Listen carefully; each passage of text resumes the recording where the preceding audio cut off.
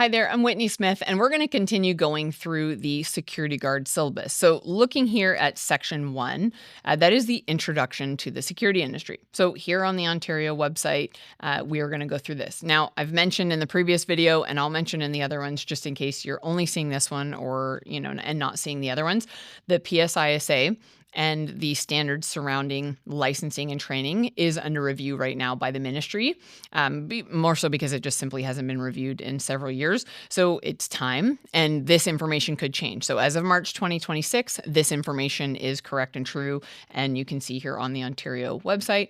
But keep in mind that this information is subject to change and will likely be changing within the next give or take year, maybe less. So in that section one, Introduction to the Security Industry, we're going to have the section overview. So the course is going to provide a summary of principal duties and responsibilities necessary to work effectively in the security industry. You're going to learn how to interpret and comply with the legal requirements of your occupation, as well as identify job roles and responsibilities. So this is important because a lot of people, if let's say you're like 18 years old and you're totally new to any professional industry, let alone this one, you don't know what's going on. So ultimately, you need a little help here. So we're going to describe and compare the different types of jobs in this industry. So like a private investigator, for instance. So, myself, I'm an investigator. I'm also a security professional. I've been in the industry for 20 years. So on the private investigation side, a lot of people only see movies, right? So they're thinking like, oh, cheaters and, whatever, 007. No, so ultimately the course is going to really describe the industry as it is. We have to work within the law. We have to work within the rules, the laws, and the guidelines. We have to be ethical and professional. So the courses are going to help you understand the different types. So, in a private investigation world, you're going to ultimately see surveillance. You're going to see somebody doing investigative research, like locating individuals, background checks, asset searches, TSCM bug sweeps, where someone might have, let's say in a corporate setting, municipal setting, they might have somebody who's placed listening audiovisual devices within the building, vehicles, things like that. So private investigators are going to deal with a variety of things. Typically, they're working with insurance clients, corporate clients. They could be working with businesses for workman's compensation situations. It could be family. Maybe it's locating a missing person. Maybe it's child custody situation. So a very wide variety. So you're really going to get a better scope of what the world of a private investigator is. Then, of course, security services. So, as a licensed guard, you might be expected to go on a variety of different sites, and you might actually just work on one site and do one thing, and that's it. So maybe you work in retail doing loss prevention, or in a mall. You might work at a construction site. You might work in a municipal or a school building.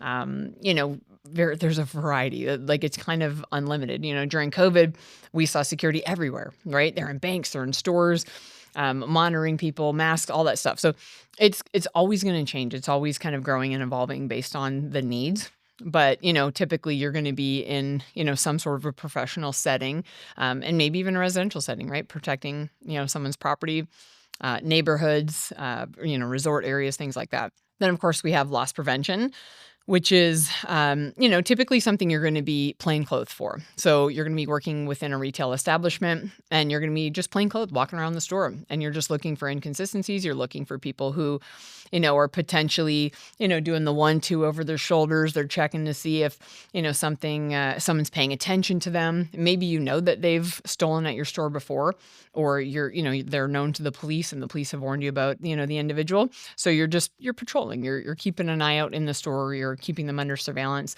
If you're in the type of store that has video cameras, then ultimately you can be watching that individual from that bird's eye view, seeing if they're putting anything in their pockets or, bags, whatever. Some people stuff stuff down their pants and their shirts. It really depends on, what they're doing, what they're stealing. So you could be working that sort of loss prevention side.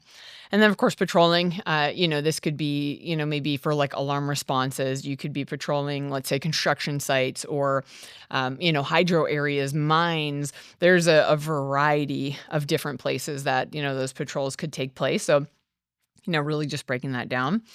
Then, of course, we're going to describe the occupation of a security guard with respect to knowledge, skills, and abilities needed to perform well.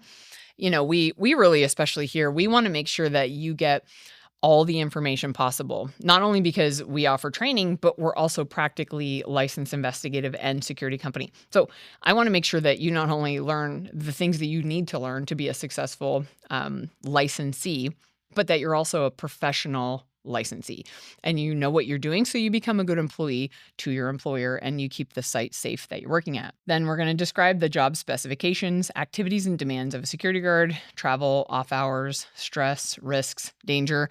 At the end of the day, some sites are going to be less complicated than others, and other sites are going to be dangerous. If you are in an urban versus a rural setting, what happens on that site is going to be very different, right? You're dealing with different issues. I would say right now, 2026, we're seeing a lot of mental health issues, a lot of issues with homelessness, and you're dealing with drugs, you're dealing with needles, you're dealing with individuals that they are, potentially not in the right frame of mind, whether it's drugs or mental illness or a potential mix of both.